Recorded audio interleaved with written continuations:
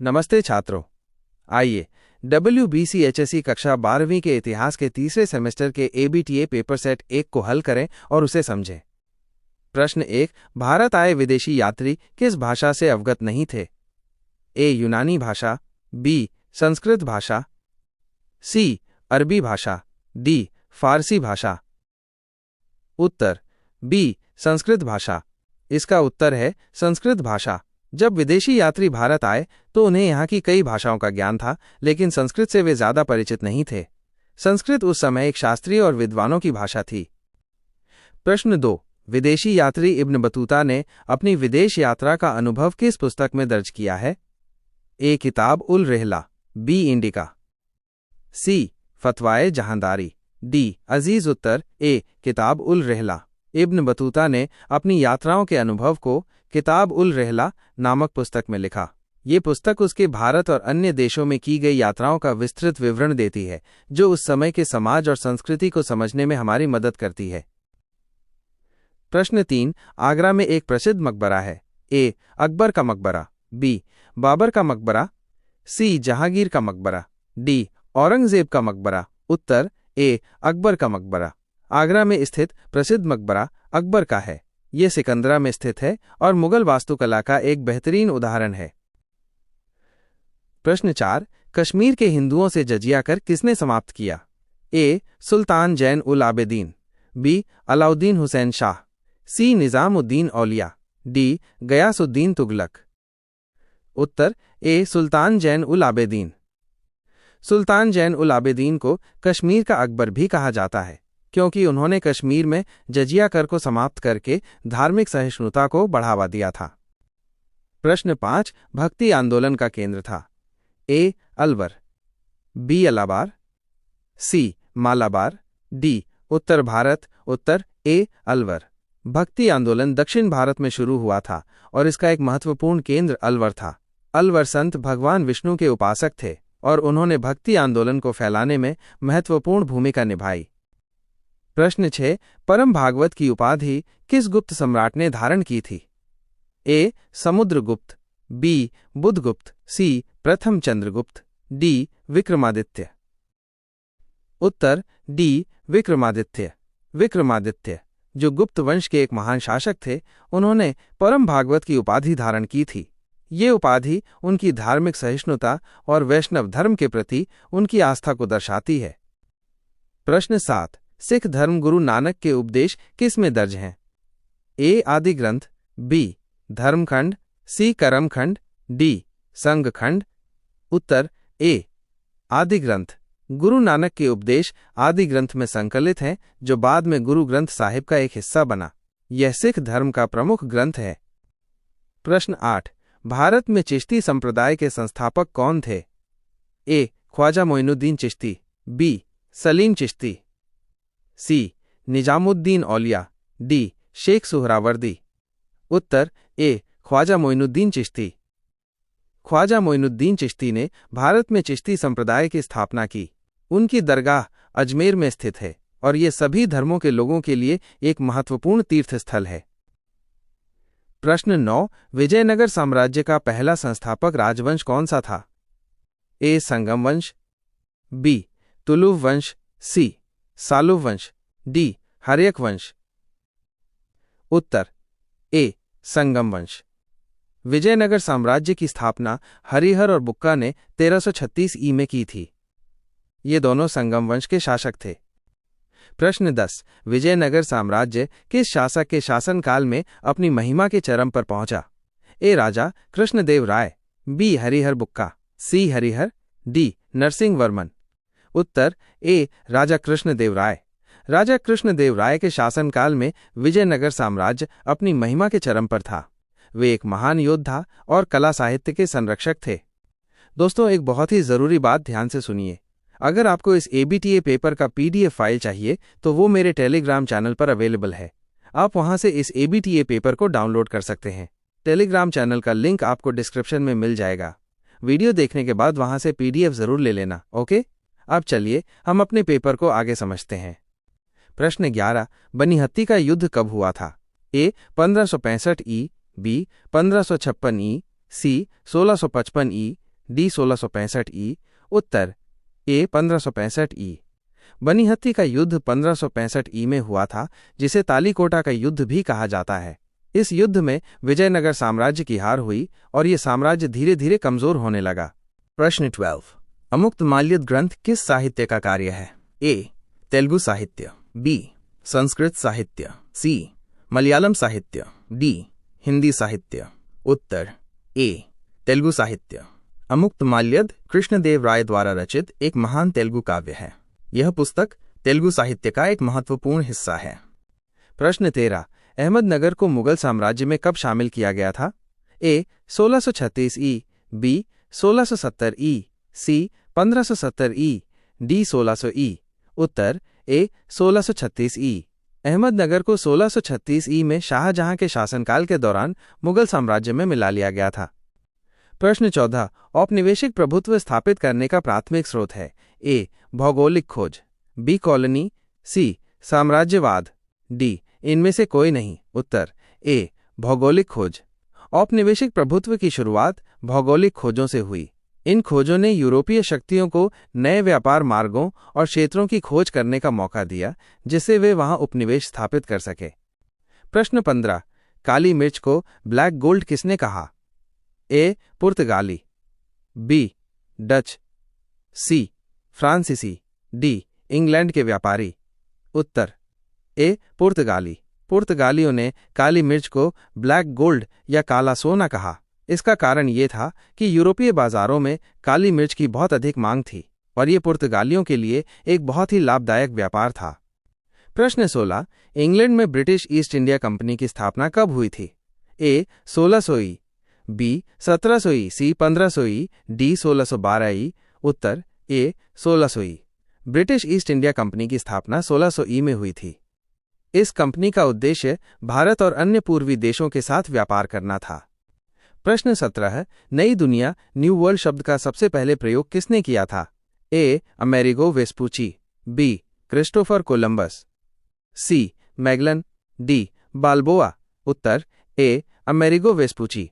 Amerigo Vespucci ने नई दुनिया शब्द का सबसे पहले प्रयोग किया था जब उन्होंने अमेरिका महाद्वीप की खोज की। प्रश्न 18। ब्रिटिश ईस्ट इंडिया कंपनी का वाणिज्यिक चार्टर कितने वर्ष बाद नवीनीकृत होता था?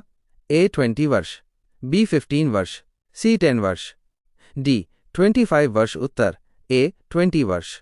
ब्रिटिश ईस्ट इंडिया कंपनी का वाणिज्यिक चार्टर हर 20 साल बाद नवीनीकृत होता था। ये नवीनीकरण समय समय पर कंपनी के कामकाज और शक्तियों की समीक्षा करने के लिए होता था। प्रश्न 19। भारत में लौह इस्पात उद्योग के विस्तार से जुड़े उद्योगपति का नाम है? ए जमशेदजी टाटा, बी राजेंद्र नाथ मुखर्जी, सी नवल किशोर, डी कृष्ण राजा वाडियार। उत्तर ए जमशेदजी टाटा। जमशेदजी टाटा भारत में लौह और इस्पात उद्योग के जनक माने जाते हैं। उन्होंने भारत में पहला आधुनिक इस्पात संयंत्र स्थापित किया, जिसे Tata iron and steel company TISCO के नाम से जाना जाता है। प्रश्न 20। 1822 में ब्रिटिश शासक होल्ट मैकेंजी की रिपोर्ट के आधार पर किस कानून के माध्यम से महालवाड़ी बंदोबस्त लागू किया गया था?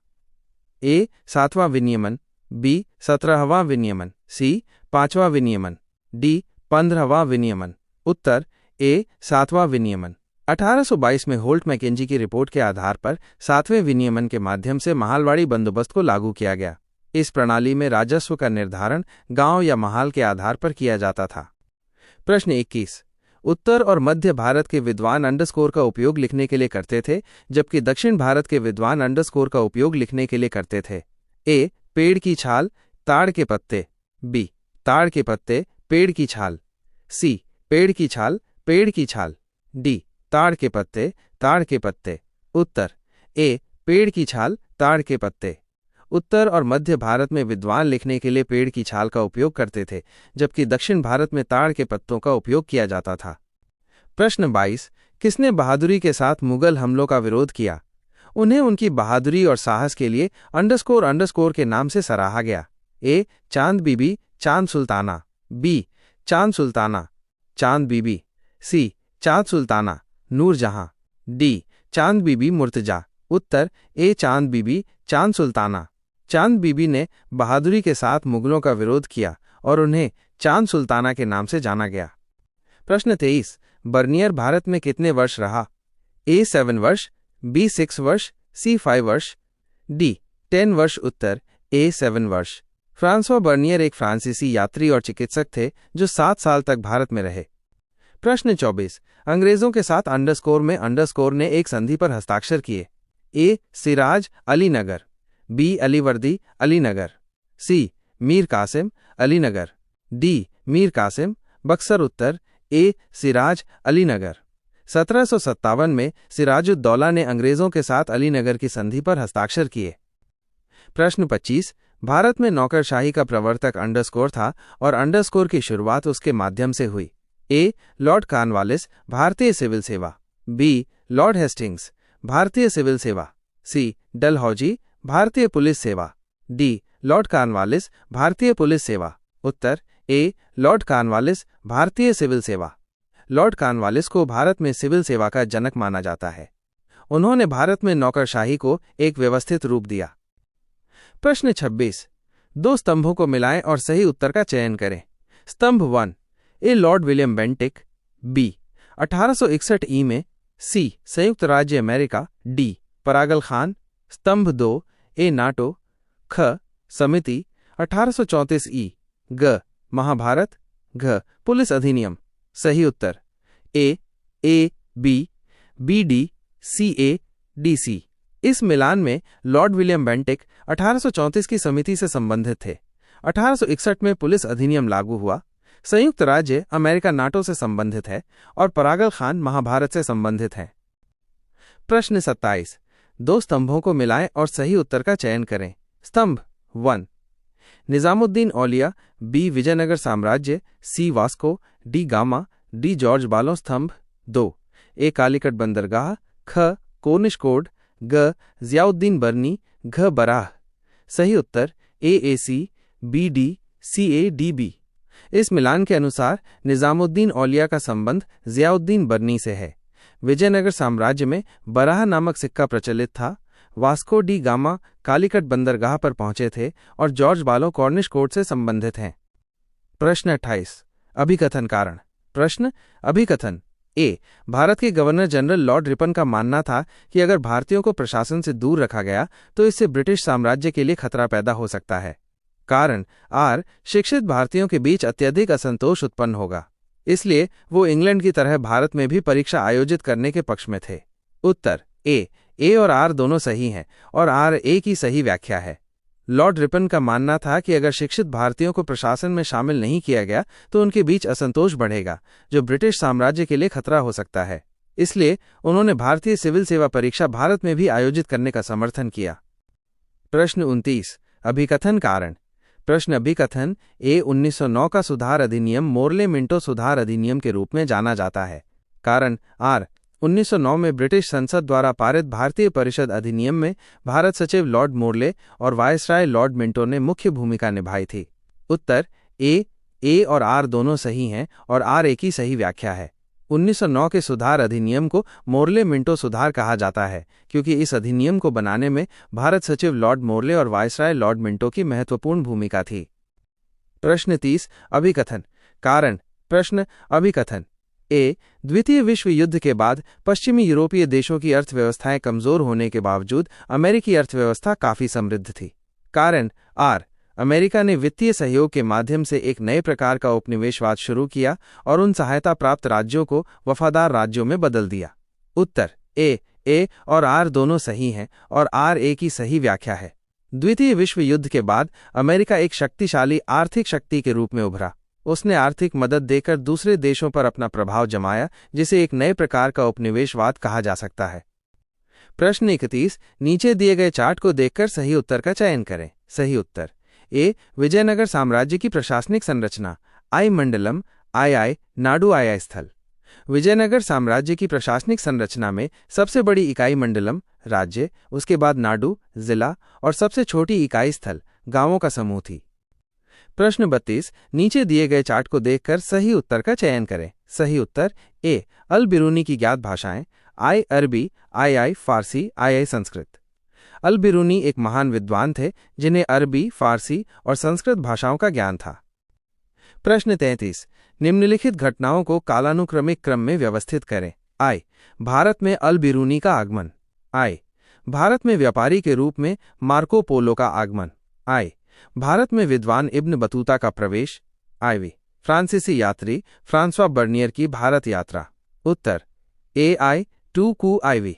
इन घटनाओं का सही कालानुक्रमिक क्रम है: अल बिरूनी 11वीं शताब्दी, मार्को पोलो 13वीं शताब्दी, इब्न बतूता 14वीं शताब्दी, फ्रांसवा बर्नियर 17वीं शताब्दी। प्रश्न 34, निम्नलिखित घटनाओं को कालानुक्रमिक क्रम में व्यवस्थित करें। आई, प्लासी का युद्ध। आई, फर्रुखसियर का फरमान। आई, अंग्रेजी कंपनी को बंगाल की दीवानी का लाभ।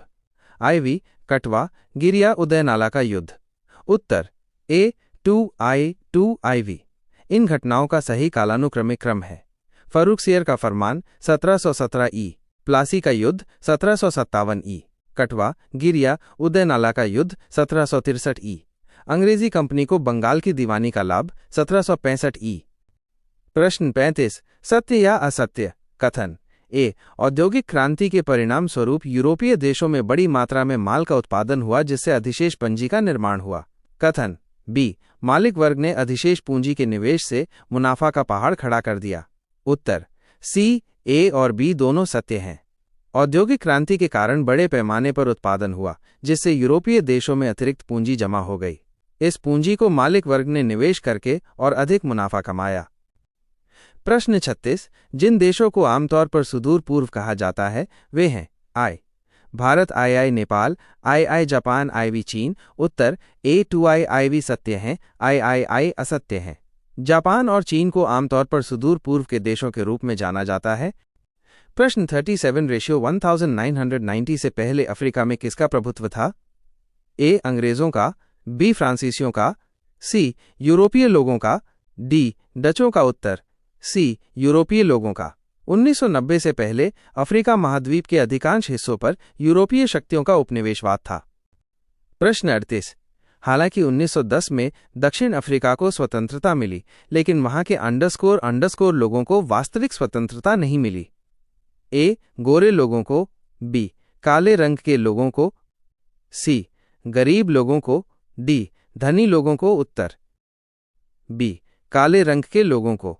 1910 में दक्षिण अफ्रीका को स्वतंत्रता मिलने के बावजूद वहां रंगभेद की नीति लागू थी जिससे काले लोगों को वास्तविक स्वतंत्रता नहीं मिली।